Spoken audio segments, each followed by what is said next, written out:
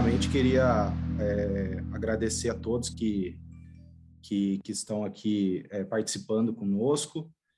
Para nós é uma honra, um orgulho aí tê-los. Nós sabemos como é o dia a dia de vocês, né? A correria que é, e, portanto, vocês utilizarem parte do tempo para trocar essa figurinha conosco nos engrandece demais o Sartori Talks, e em nome do escritório, dos meus sócios, eu queria realmente agradecer a todos aí pela disponibilidade de tempo. Dizer para vocês também que o chat ele está aberto e caso vocês tenham alguma questão para direcionar para os nossos convidados, que vocês façam através do chat, e eu e o André, né, fazemos esse bate-bola aí com vocês, tá?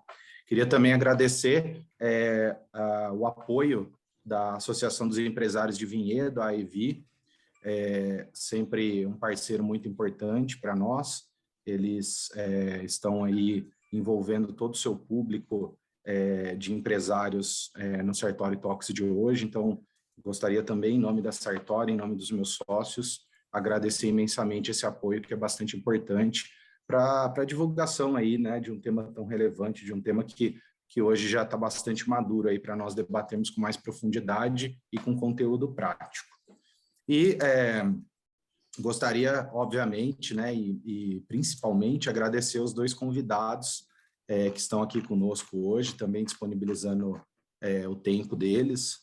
Ambos são queridos amigos, né, mais do que referências no mercado, são grandes amigos que nós construímos aí nesse vai e vem corporativo. O primeiro deles é Elizabeth Oliveira, uma grande amiga também. Ela possui experiência profissional de mais de 20 anos em indústrias europeias e americanas, de grande porte, especialmente atuando na gestão de pessoas, com foco na gestão de talentos, planos de sucessão e cultura organizacional.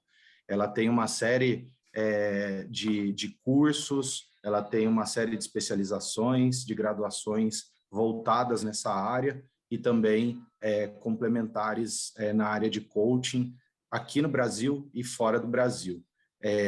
Vai ser muito legal, foi muito legal nós trazermos a Beth para participar conosco, porque a Beth é uma prova viva aí da adequação das empresas à LGPD sob o foco do RH, porque tanto numa experiência anterior em uma empresa britânica, como agora na sua experiência atual numa empresa americana, ela tem liderado o RH e, por extensão, tem lidado com esse tema tão importante dentro das corporações. Então, Beth, queria, em nome da Sartori, em nome dos meus sócios e em meu nome também, agradecer muito, dizer que você engrandece bastante aí o nosso bate-papo, viu?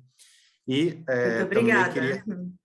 Também queria, antes aí de passar a palavra para eles, que são os atores principais de hoje, né, apresentar a vocês o segundo convidado, que é o André Cremasco. Creio que boa parte de vocês já o conhece, porque ele também é uma referência no mundo corporativo, trilhou uma carreira de mais de 30 anos em multinacionais, na área jurídica. Nos últimos anos, no mundo corporativo, ele voltou toda a sua energia aí para essa área de compliance, de proteção de dados e afins, né? E já há alguns anos ele vem trabalhando numa parceria muito forte conosco nessa área específica de adequação à lei de proteção de dados. O André também tem uma vasta experiência, uma vasta graduação, é expert e possui especializações diversas. E mais do que isso, né?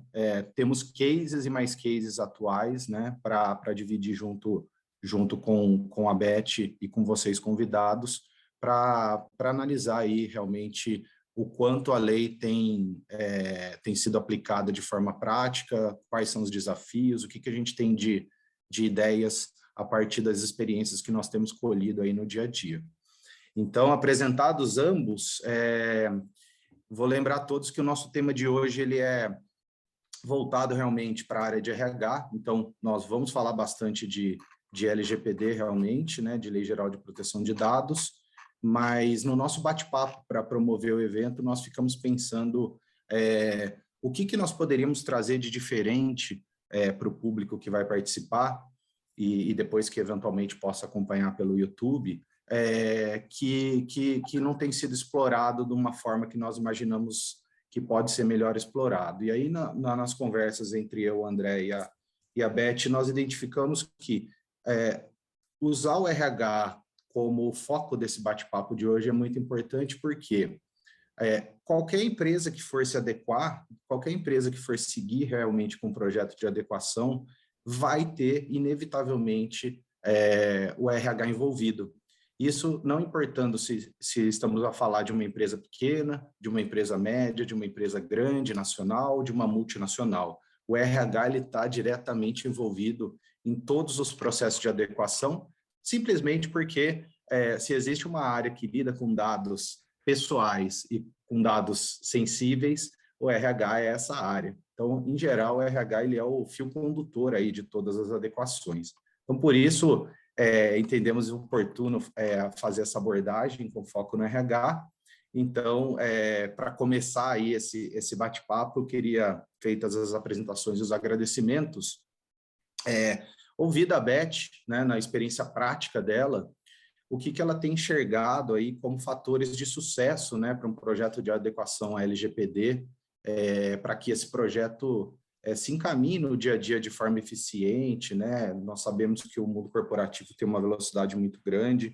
Como que a Beth, nessas duas experiências de adequação que ela vivenciou, ela tem enxergado isso na prática, né? Quais são os fatores determinantes aí na concepção dela para que tenhamos sucesso sob o prisma do RH e sob o prisma da corporação? Obrigado, Beth. Palavra sua. Obrigada. Primeiramente, agradecer aí pela oportunidade, né, a vocês, que são parceiros aí já de longo tempo, e ao André, que é o parceiro aqui nosso atualmente, né, na parte do LGPD. Muito obrigada a todos vocês pela excelente oportunidade. Bom, gente, acho que o Bruno leu aí um pouco do meu currículo, é tudo menos especialização na parte de lei, né? Então, eu diria que complementando a sua pergunta, respondendo a sua pergunta, Bruno, acho que primeiro de tudo a gente precisa escolher um parceiro, né, que tenha know-how, né, conhecimento sobre a LGPD, principalmente, isso é fundamental, para assessorar a gente que está aqui no RH, geralmente os profissionais são generalistas, e quando tem especialidade, dificilmente você encontra um profissional tão especialista na parte de legislação. A gente precisa de um bom parceiro, eu diria que esse é o primeiro ponto.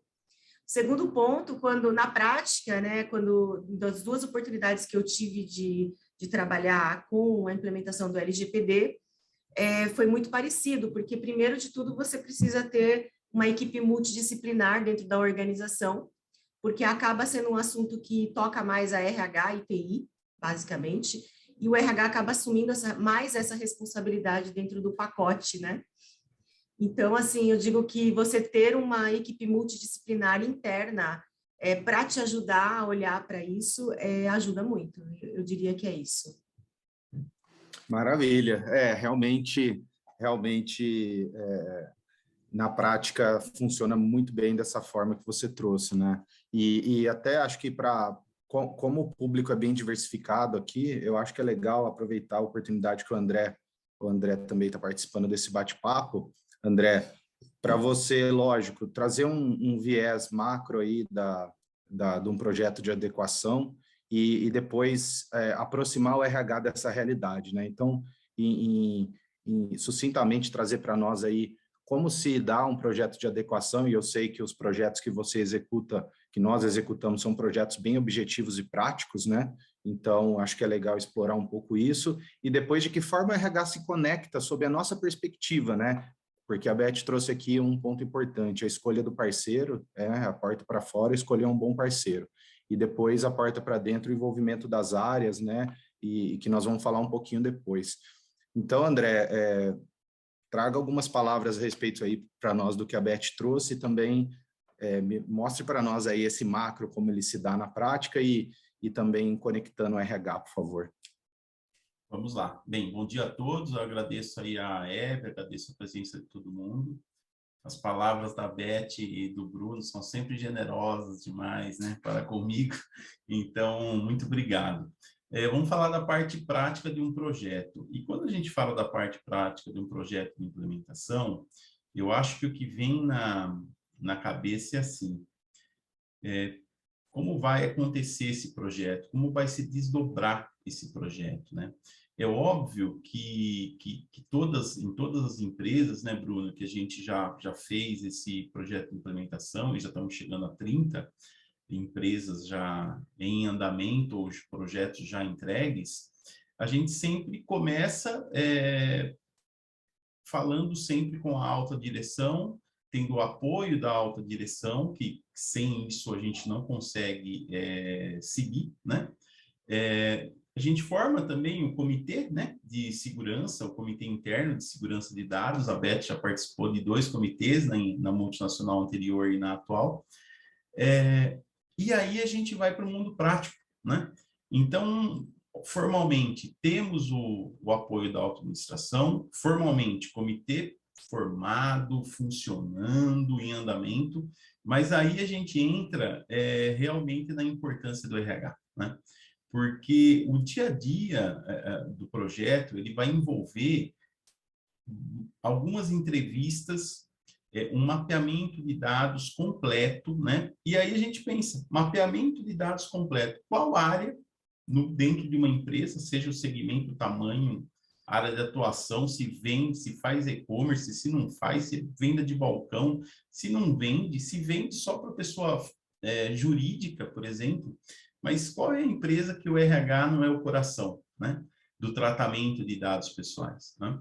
Então, a presença do RH, o apoio do RH, o suporte do RH, ele se dá de forma muito espontânea e de forma muito natural. Dos quase 30 projetos em andamento, eu acho que 90%, acho não, tenho certeza, só não sei exatamente se é 95% ou se é 92%, mas eu posso afirmar que em 90% dos projetos, o líder desse comitê, é uma equipe multidisciplinar, como a Beth bem falou, mas o líder desse comitê foi o RH, né? E não é uma, que coincidência, não é coincidência, é um caminho natural. Então, a gente precisa de todo o apoio do RH. E a gente sabe, né, quando tem um líder de projeto puxando, organizando, agendando as entrevistas, nos passando com riqueza de detalhes, todo o ciclo, né? Eu gosto muito de falar em ciclo de dados, né? Passando com riqueza de detalhes todo o ciclo de dados, é receita de sucesso, gente. Com certeza, o apoio do RH e figurando mesmo como líder do projeto, né? Precisa ter um líder, né? É receita de sucesso. É isso que eu posso falar, pessoal. Maravilha, André. Eu acho que é isso mesmo. O RH, em geral, ele lidera os projetos, né? Ele conhece a empresa de uma forma ampla, né? As empresas em geral. Isso, além do fato, né, como eu disse no início, do RH lidar com dados o tempo todo, é da natureza do RH, lidar com dados pessoais, o RH também, a Beth aí, que é a expert no tema, mas o RH é responsável por toda a gestão interna de pessoas, né? Então, o envolvimento dos colaboradores, o envolvimento das áreas para que as empresas não sejam desconexas. E aí, quando um projeto como esse, que envolve todas as áreas, chega, né? É inevitável também que o RH, em geral, como o André trouxe, lidere esse processo todo. E aí, Beth, acho que é legal te perguntar, porque eu acho que eu já vi aqui estamos com uma audiência muito grande, queria agradecer a todos aí, e tem muitas pessoas aqui de RH, né? Algumas que eu sei que já estão também se adequando, outras que estão em vias de, então acho que é legal trazer uma curiosidade, né? Nas duas experiências que você teve, Beth, como que foi o processo de convencimento interno, né, como RH, da importância de se adequar à empresa realmente? Conta para a gente um pouquinho como foi isso, como que foi esse dia a dia até a decisão final, né? Acho que isso, para os outros RHs que estão aqui, faz bastante sentido ouvi-la. Desculpa, estava no mudo. Realmente, muito obrigada pela audiência. Olha, bastante pessoas, 103 aí, se eu estou vendo certo, né? Muito obrigada aí por estarem prestigiando aí, né, a nossa conversa. Bom, gente, assim, as duas experiências um pouco diferentes dessa abordagem, tá, inicial. A primeira, nós já éramos assessorados pelo Sartori, né, na parte do contencioso trabalhista, e, enfim, o RH naquele momento, logo quando começou a falar, logo após a lei, né, quando começou a falar disso, vocês também promoveram vários debates e tal, e a gente acabou tendo essa consciência e fomos orientados pelo escritório, no qual acabamos sendo apresentados para o André naquele momento, né? Então, nesse momento foi isso. Da minha parte, internamente, eu tive que conversar com a diretoria, explicar para eles que era uma legislação nova e que nós precisávamos nos adequar, porque havia implicações aí no médio e no longo prazo e que a gente precisava se adequar.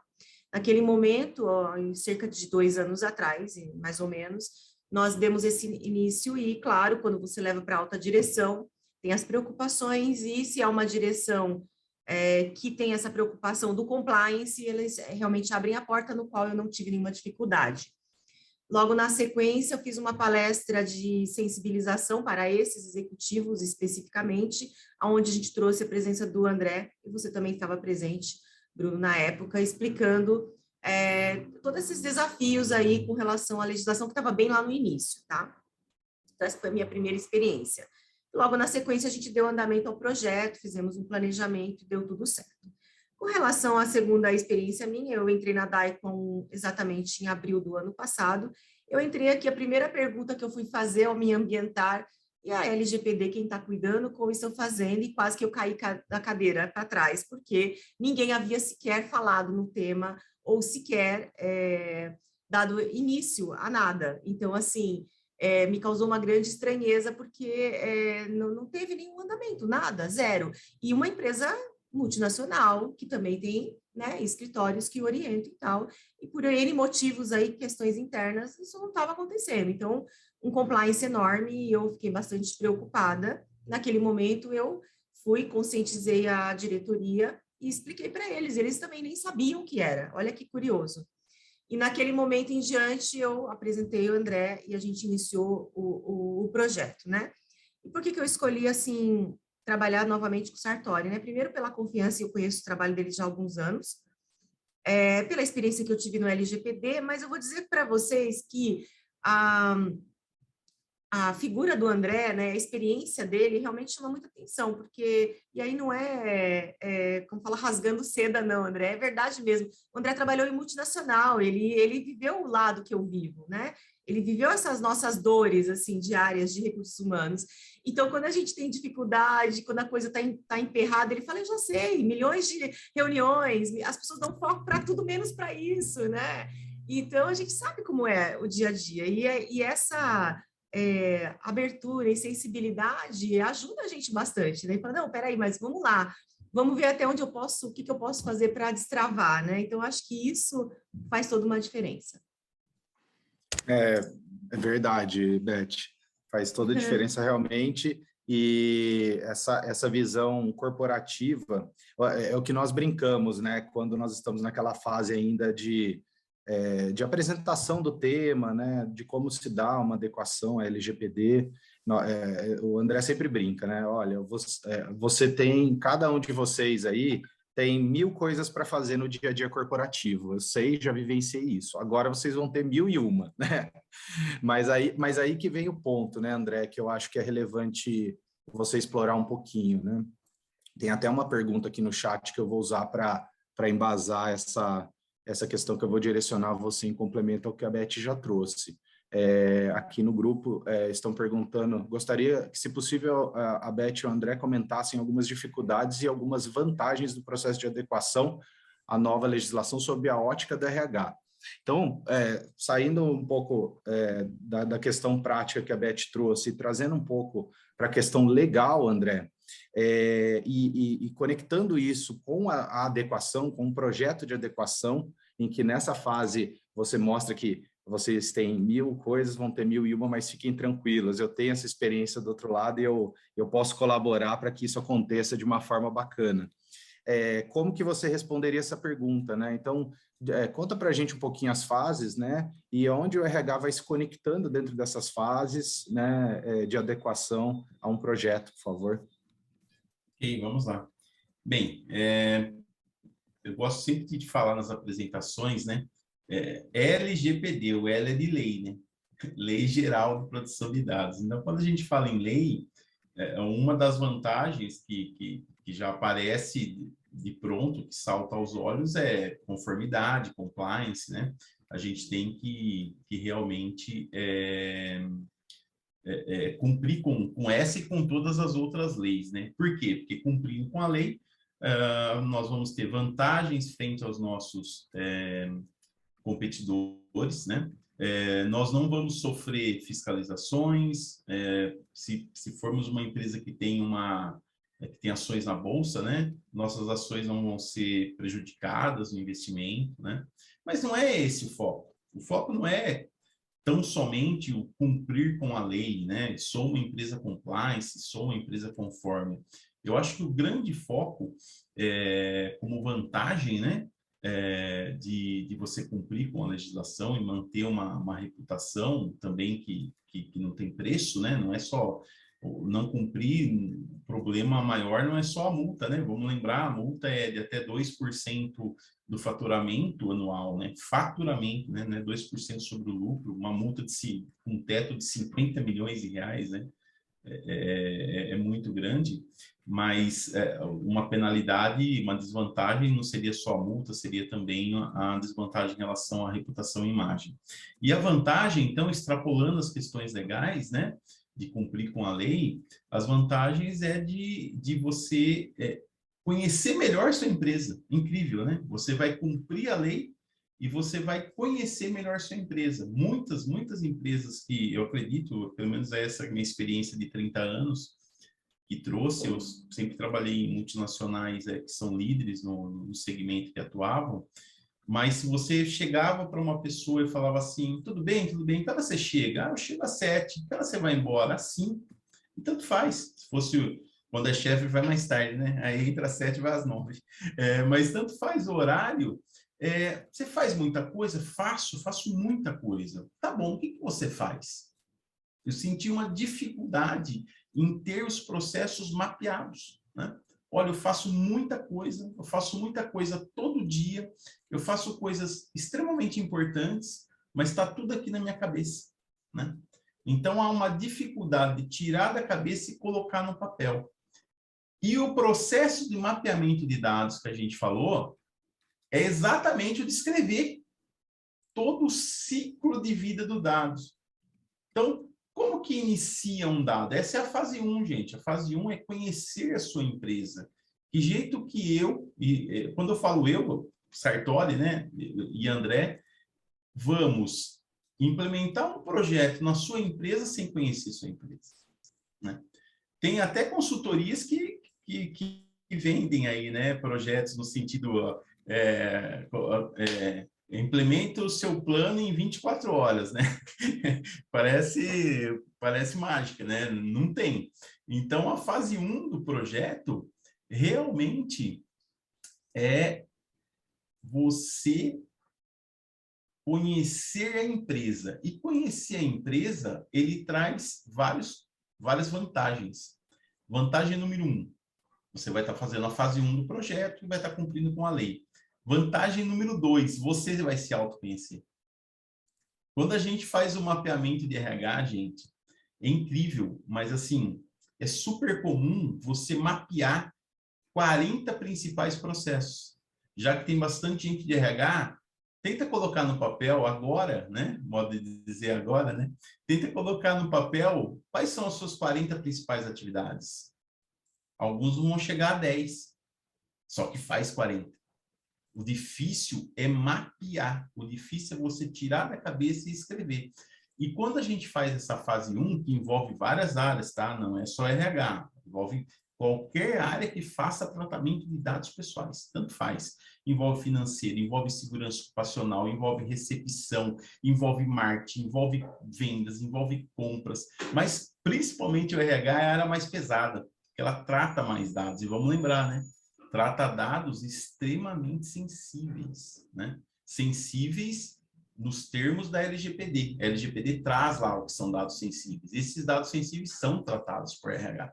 Então, nessa fase de mapeamento é uma grande vantagem, porque você faz o ciclo completo de como que o dado, como que um dado pessoal surge dentro do RH, para onde ele caminha, onde que ele é armazenado, para qual finalidade, eu arquivo ele por quanto tempo, eu tenho ele só em meio eletrônico ou papel, quais são os controles que eu tenho para manutenção dele, eu deleto ou mantenho a vida toda? Manter a vida toda está adequado pela lei, né? Eu compartilho esse dado, compartilho com quem? Com qual finalidade? Então, você tem, no final do dia, no final da fase 1 do projeto, você tem uma lista, né? Com todos os principais processos que você faz, por exemplo, na área de RH, desde a entrada do dado até o final, que nem pode ser a morte do dado, né? Que, para algumas questões legais, eu tenho que manter a vida toda, praticamente. Então, você tem o ciclo completo de dados, e essa é uma grande vantagem, de não só cumprir a lei, mas conhecer a sua empresa e ter o seu processo mapeado. André, posso comentar? Porque também a pergunta Por favor.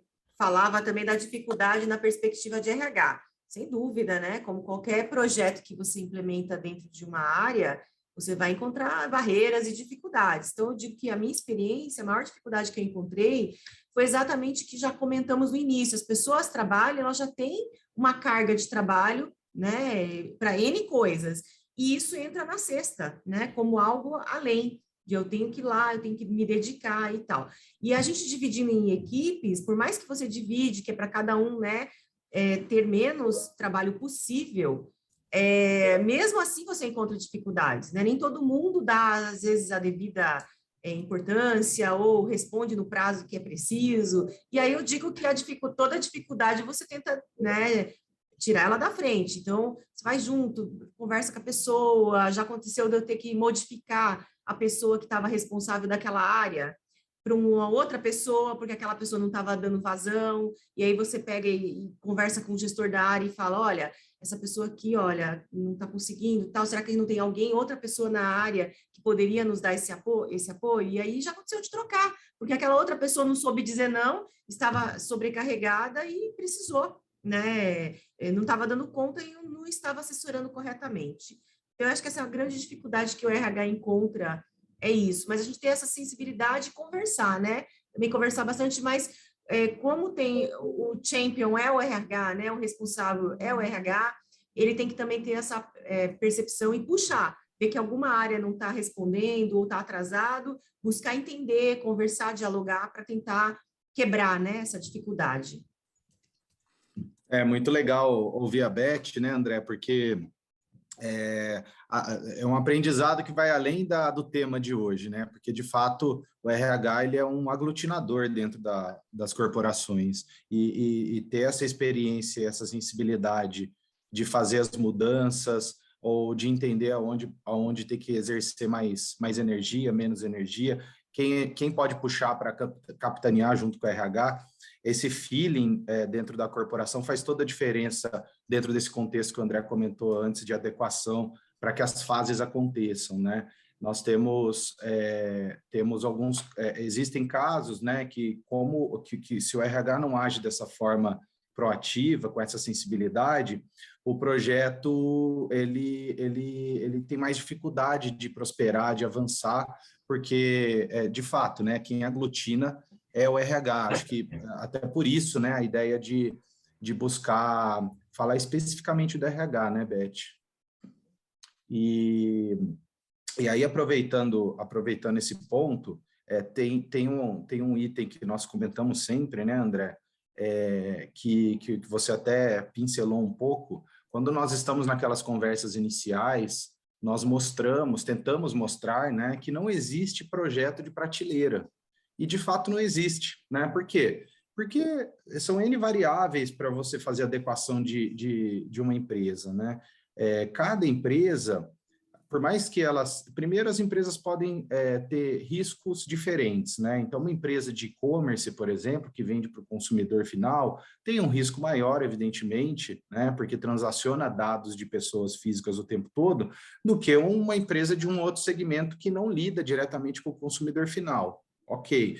Mesmo que as empresas estejam no mesmo segmento, a depender da organização interna dessas empresas, da forma que elas são organizadas, da forma que elas têm políticas internas, a gestão interna também vai impactar na maneira em que essa empresa vai se adequar, e isso vai acontecer de formas diversas, né? E a gente sempre comenta isso, né, André, porque às vezes fica uma falsa expectativa que o trabalho é um trabalho de um lado só, né? Nós, consultores, vamos chegar e vamos fazer adequação e a empresa não vai ter esforço nenhum. E não, é o contrário, é o que a Beth falou, né? O RH é o propulsor, o RH faz o envolvimento das áreas, nós fazemos esse mapeamento que o André comentou para saber, dentro desse contexto individual daquela empresa, de que forma esses dados chegam e morrem ou não morrem dentro da empresa, para que a empresa seja adequada.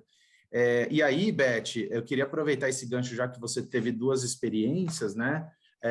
Que você falasse um pouquinho a respeito disso, porque você é uma experiência viva de que, de fato, as adequações para segmentos, para o mesmo segmento, elas são diferentes, né? E acho que é legal esse testemunho que corrobora um pouco do que a gente sempre fala. Sim, acho que as adequações dependem muito de empresa para empresa, né? Eu vou dar a experiência mais daqui, por exemplo, quando a gente iniciou, e até já respondendo a pergunta aqui no chat que eu vi, como que os funcionários internos, né, como que a gente abordou a comunicação, e se houve dificuldade de explicar a temática, eu acho que a minha resposta tem a ver com isso também.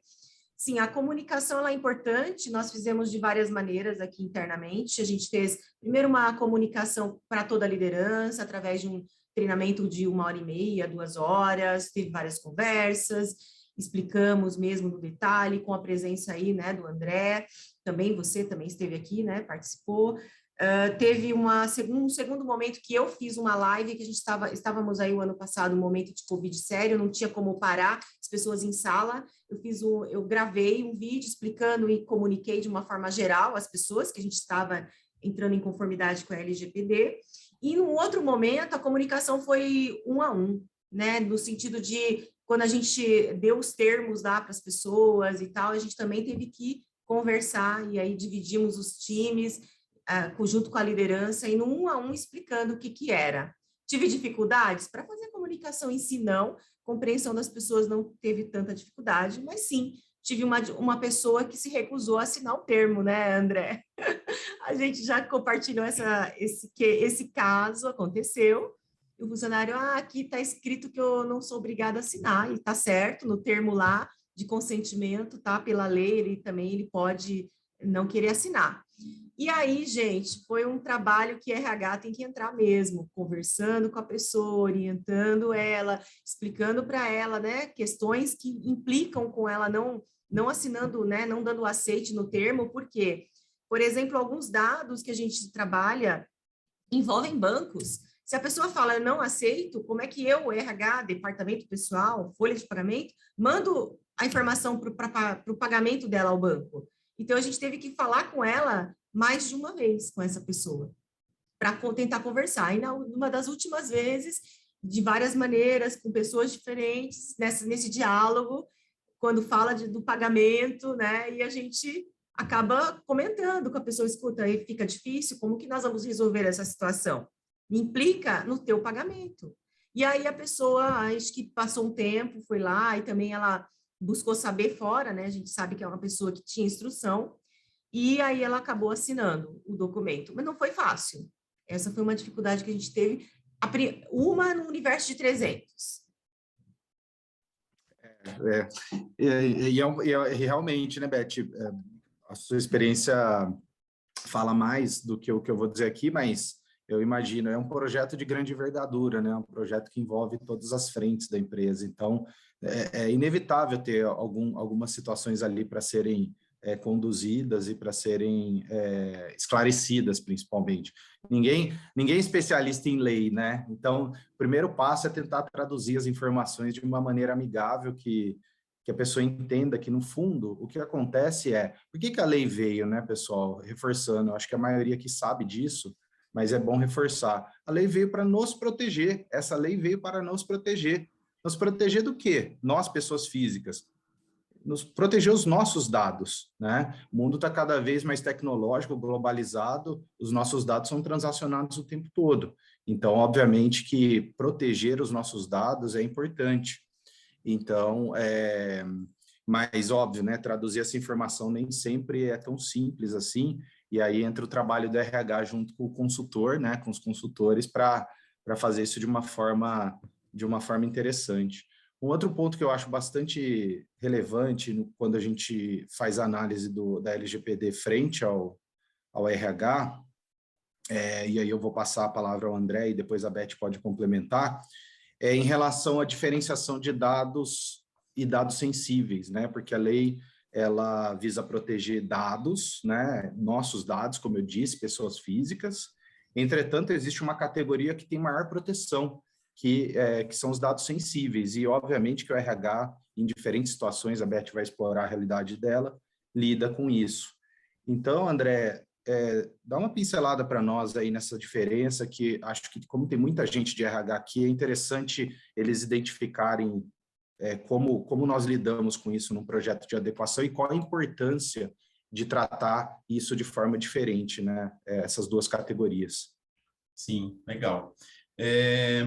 Vamos lembrar que a lei ela traz um artigo específico que ela caracteriza, ela classifica quais são os dados sensíveis, né? E não tem problema nenhum tratar dados sensíveis, né? Ela define quais são os dados sensíveis e o que ela traz na prática. Olha, se você trata dados sensíveis, você tem que ter cautelas adicionais. Às vezes você tem que ter um consentimento, né? Ou não. O próprio artigo, ele define os dados sensíveis, ele determina em quais situações que ele pode ser tratado, né? E aí tem várias situações ali descritas. A primeira é mediante consentimento, é a regra, né? Mas tem algumas exceções, por óbvio, né? E o que ele determina de dados sensíveis? Ele traz que são informações de caráter religioso, filosófico, ideológico, de orientação sexual, dados de saúde, dados relacionados a sindicato, por exemplo, dados biométricos, dados genéticos, né? E que requerem cuidados especiais. Dados de crianças e adolescentes também requerem cuidados especiais, né? Então, o que é importante? De novo, a gente volta para a fase do conhecimento, né? Toda empresa, ela trata em maior ou menor volume dados sensíveis nos termos da lei. E o RH, com toda certeza, trata dados sensíveis, né? Todo o RH trata dados de saúde, até porque é obrigado, né? Pelas normas regulamentadoras, né? Então, faz lá os exames admissionais, os periódicos demissionais, recebe atestado médico, muita coisa referente à saúde. Trata os dados dos dependentes também, né? Dos filhos, né? Crianças e adolescentes. As empresas também, elas tratam, as empresas têm câmeras, né? Isso é muito comum, né? Então, a partir do momento que tem uma câmera, né, em um circuito fechado de televisão, instalado ali, que está gravando as pessoas, né? Então, ela está tratando meus dados, né? A minha face, né? A minha fisionomia, né? Esse também é um dado. Então, nesse processo de mapeamento, é importante catalogar quais são esses dados sensíveis e o aspecto principal. Eu posso tratar esses dados sensíveis que eu estou tratando, ele está seguindo os requisitos legais de finalidade, adequação e necessidade. Esses 3 pilares são muito importantes, né?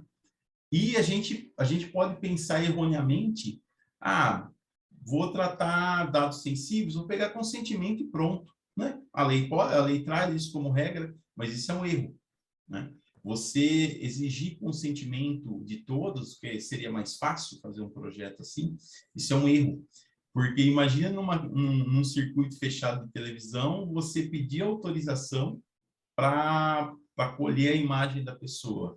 E se numa empresa com, sei lá quantos empregados, com 100, ou com 50, ou com 500, ou com 1.000, tanto faz, nós já adequamos projetos de empresas com 20 empregados e empresas com 2.500 empregados, né? Você já imaginou você colher consentimento, por exemplo, para... Olha, tem câmeras de TV, né? E a gente vai colher seu consentimento para te filmar. E a pessoa fala, não vou te dar meu consentimento. Como funcionaria isso na prática? A câmera aqui, né? A hora que o André vai passar, eu não dei meu consentimento. A hora que o André vai passar, ela vai fechar a lente, não vai gravar o André. Então, é óbvio, né? Eu trago esse exemplo surreal, né? Mas é óbvio que numa situação dessa, a finalidade vai estar totalmente adequada e eu não vou catalogar ela como consentimento, vou catalogar isso nos termos da lei como uma questão de proteção, né? É uma questão de prevenção, uma questão de proteção às próprias pessoas, os visitantes, os empregados, uma questão de segurança, né? Então, é bem importante você conhecer os dados sensíveis que você trata e mapear, né, do começo até o final, onde a gente vai passar pelos pilares de adequação, finalidade e necessidade, para ver se está em conformidade com a lei. O que posso complementar, André? Acho que é Por favor, importante sim. isso. Questão dos dados sensíveis, né? Quando você está no mapeamento, você descobre umas coisas que, assim, aquilo lá, você não estava olhando para aquilo, gente. Quando você começa a olhar, você descobre umas coisas, né? E a minha experiência aqui foi, eu descobri que não lembro se foi aqui ou se foi na outra empresa, mas em algum desses momentos, a ficha de solicitação de emprego, aquela famosa que o empregado vem e assina, tinha a pergunta lá, é fumante? Gente, isso é do arco da velha. De novo, a empresa está querendo discriminar, né? Ela pode ser agora, né? Sofrer problemas com discriminação com essa pergunta, mas que vamos lá, gente, nós que somos de RH estamos há um pouco mais na jornada. Era uma pergunta comum de se encontrar em ficha de solicitação de emprego, ou não? Né? Então, assim, era comum, e hoje a gente teve que ajustar isso aí. Uma outra coisa também de dados sensíveis, isso também na outra empresa, e aqui também foi igual, o famoso, a pessoa chega na portaria e deixa o currículo lá, que tem toda a informação, né? Tem o número da casa, o telefone. Tem gente que põe até documentos dentro do, né, no currículo, na apresentação.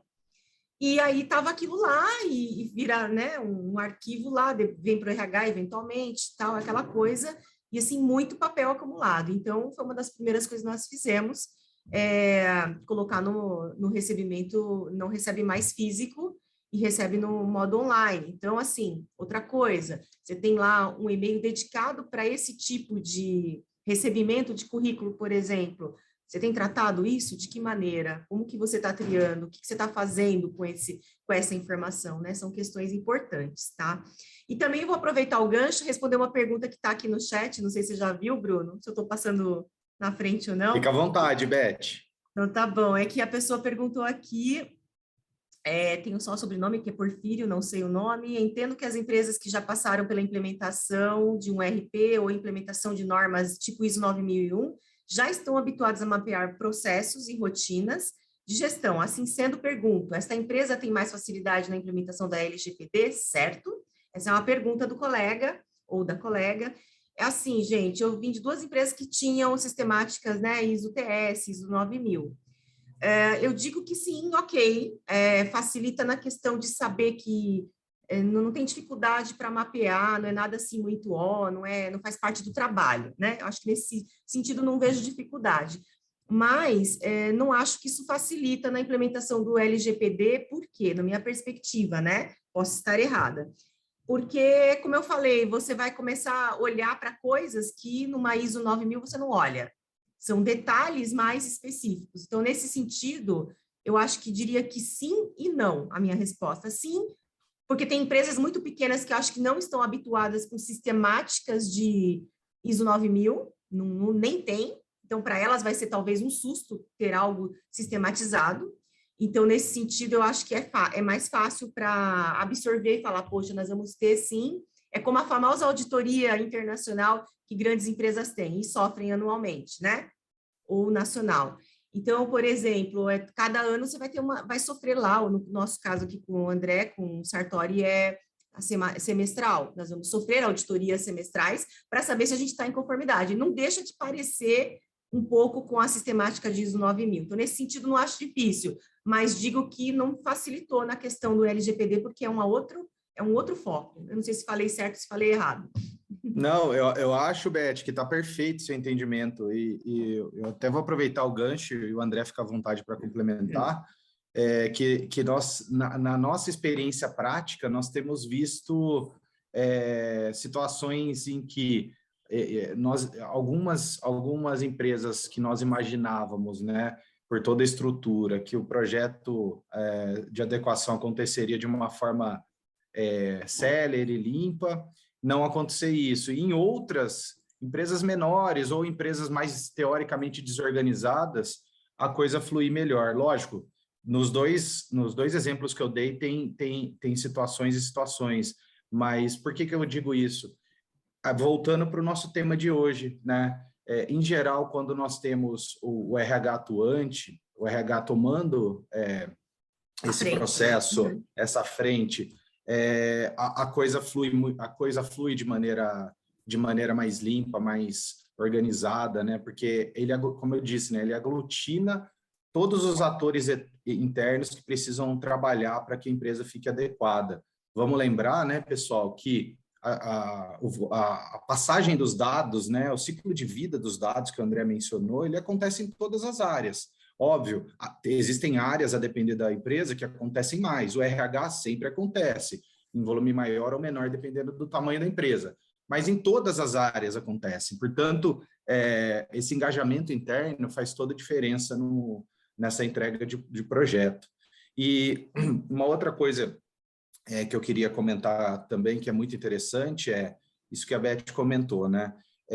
A LGPD ela tem um foco específico, mas como ela passa por todas as áreas, a nossa experiência mostra que isso acaba por beneficiar a própria corporação, porque como nós somos advogados, né, fazendo adequação em conjunto com a empresa, e como nós vamos passar por todas as áreas, a gente acaba enxergando situações não ligadas, não é o objetivo da adequação, né? Mas nós acabamos visualizando situações, por vezes, que necessitam de um ajuste que não tem a ver com a LGPD, mas que indiretamente a LGPD ajudou a colocar luz naquilo. Então, por exemplo, tem um caso nosso que a empresa ela não tinha formalização dos contratos, né? A gente foi verificar isso quando a gente chegou no setor de compras, né? E aí nós identificamos isso. Não era nosso foco, mas a gente não pode ser omisso também, né? Porque isso também é positivo para a empresa. E outros exemplos, esse exemplo da portaria que você deu é clássico, né? Quais são os canais de coleta de currículos? Bom, eu tenho eu contrato agência de recrutamento, eu recebo no e-mail X. Mas e a portaria? A gente passou na portaria e viu que ali o pessoal entrega. Eu recebo por lá também. Bom, mas você recebe por lá por quê? Qual é o índice de uso desses currículos? Essa é a primeira pergunta, né, André? E aí a gente costuma ver que, em geral, esses currículos não são usados. Então, é uma prática que pode ser modificada para a proteção da empresa, porque, como a Beth disse, as informações, né, os dados chegam por aquele meio também, né? Enfim. E, bom, e aí acho que para a gente caminhar para a reta final aqui do bate-papo, tá bem gostoso, mas o André e a Beth têm outros compromissos também, mas eu queria, e aí já passando pela adequação, né, como o André falou, no envolvimento da RH em todas as fases, nesse processo de adequação, tem, digamos, a cereja do bolo lá no final, né, que eu acho importante falar aqui, lá no final, que é o treinamento. A Beth deu uma pinceladinha também nisso, mas eu acho legal o André comentar a importância do treinamento sob a perspectiva legal, né? Para que haja adequação finalizada e tudo mais, né? E até a provinha, né? Que a gente aplica. E que a Beth diga sobre o viés da RH conectado com o que o André vai trazer, qual a importância disso também internamente, aí para todo mundo que trabalha com RH e quem não trabalha com RH também poder enxergar isso de modo prático. Ótimo. Bem, na verdade, lá nos anos 90 não era nem RH, eu era departamento pessoal, porque o pessoal falava departamento pessoal, né, gente? Então, eu fui departamento pessoal. E aí existia uma área lá que era segregada, né, do departamento pessoal, né? Tinha área de treinamento, que era algo mais, né? E eu, desde aquela época, gostava muito dessa área de treinamento e achava que agregava bastante. A Beth vai poder confirmar isso para nós. Mas no aspecto legal, é mais do que óbvio, né? Não adianta nada você ter um projeto, implementar bonitinho e ficar ali entre 2 ou 3 pessoas, né? Ou entre o comitê só, e não envolver. Então, a própria legislação, ela traz a importância, né, de você efetivamente ter treinamentos, e não só um. Existe um treinamento que é no final do projeto, que a gente oferece no escopo, mas os treinamentos devem ser periódicos, né? Recentemente, nós fizemos o Jesus Porfírio, né, o J Porfírio, que colocou aí a questão da analogia com a ISO. Recentemente nós fizemos um treinamento lá de entrega final de projeto, e então isso, além de cumprir com a legislação, de você compartilhar, né, informação, e a gente tem como praxe realmente uma avaliação de conteúdo, né, entre aspas, uma provinha, né, entre aspas, que o objetivo de forma alguma é você mensurar conhecimento individual, mas sim o de disseminar conhecimento em várias pessoas e tirar dúvidas, se alguém individualmente tiver, né, alguma dúvida. Então, é realmente muito importante esse fechamento, né, que ocorre um misto entre entrega do projeto, plano de governança, né? Existe um plano de governança, até eu vi agora aqui, emendando já o J. Porfírio pergunta de como manter vivo, né? Você recebe um plano de governança com tarefas periódicas, como a própria Beth já falou, e se eu não cumprir com essas tarefas, como ocorre numa certificação, você não vai ser recertificado, ou seja, você não vai estar cumprindo com a legislação, né? Então, entrega de projeto, com plano de governança e com o fecho final aí mesmo, que é o treinamento, para cumprimento de obrigação legal. Sim, eu gostaria de comentar também, falando dessa parte de treinamento, que nós estamos também finalizando aqui na DAICO e um próximo treinamento já está agendado para junho.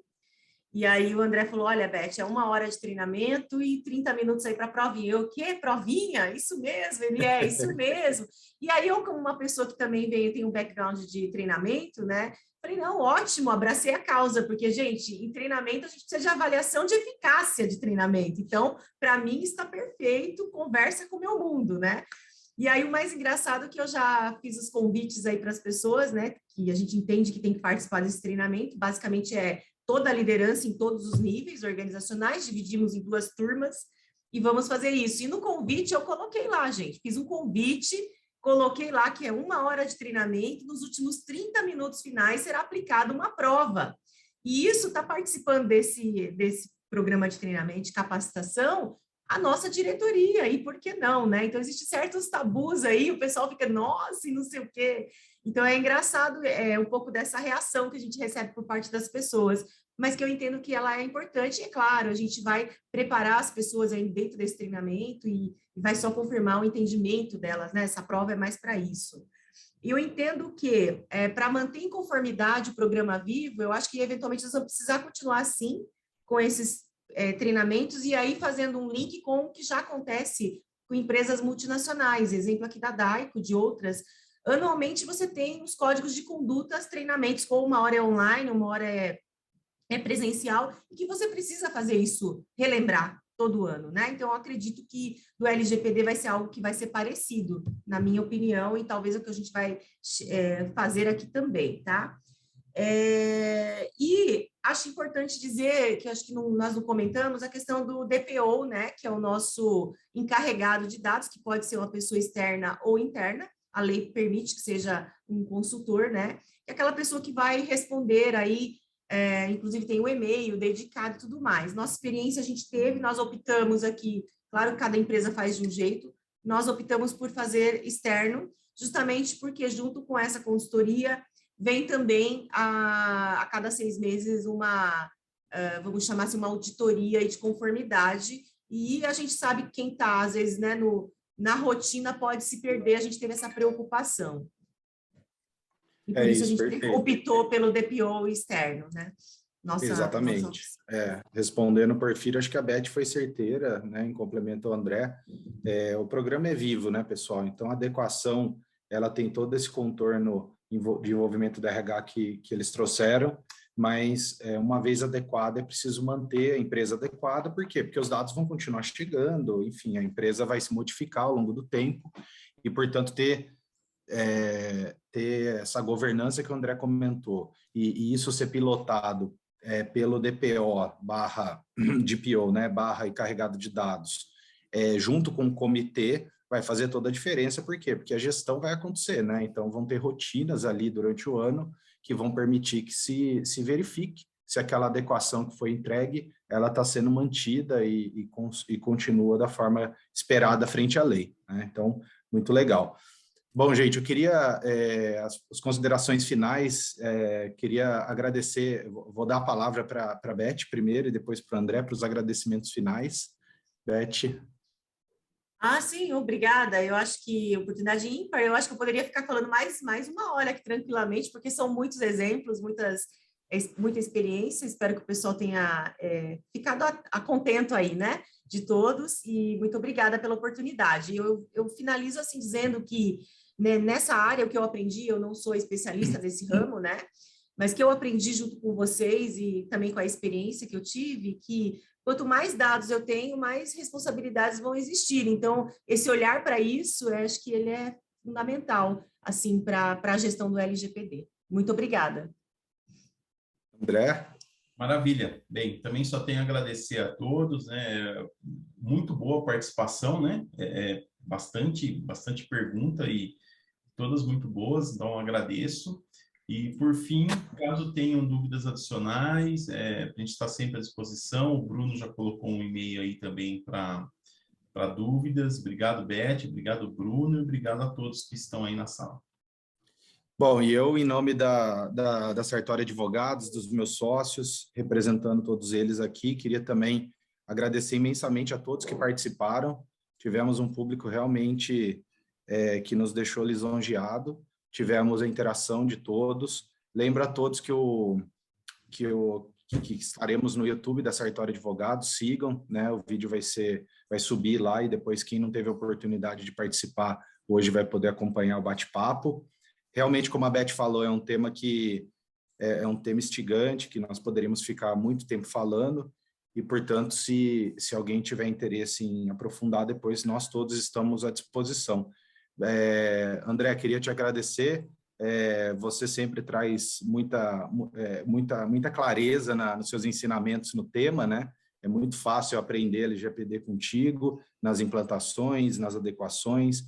O público que está aqui, certamente, aqueles que não são advogados, certamente entenderam como funciona e qual é o papel do RH. Muito obrigado. E, Beth, queria agradecer imensamente também sua participação, sua generosidade.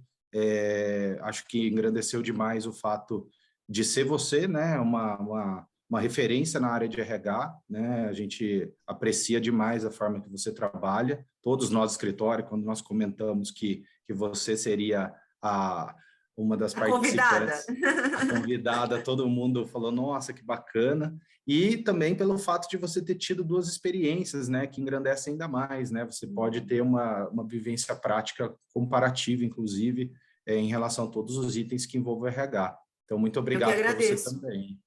Eu que agradeço. Obrigado, pessoal. Até porque eu estou em aprendizado também. Muito obrigada, gente. Prazer enorme.